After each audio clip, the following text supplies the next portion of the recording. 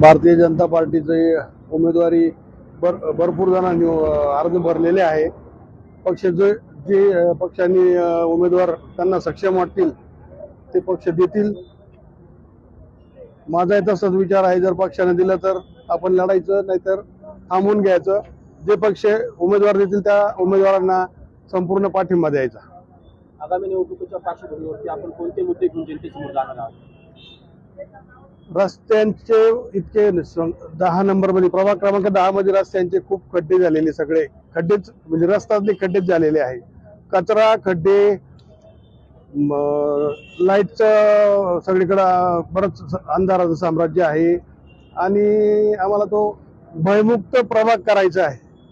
जिथं जिथं underground line MSCBच्या light वायरी राहिलेल्या आहेत त्या करून घ्यायच्या आहे। असे 6-7 मुद्दे महत्वाचे आहे। बाह्य रिंग रोड जो रस्ता आहे तो फार महत्वाचा आहे।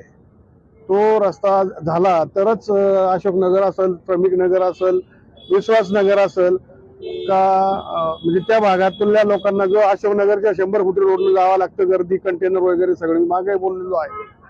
तो बाह्य वळण रस्ता जर झाला तो एकदम महत्वाचा विषय। तर आपल्या सर्वसामान्य वर्गाचे सगळ्यांच्या रस्त्याची अर्धी जी आपण म्हणतो गर्दी ती कमी होऊन जाईल। ओके।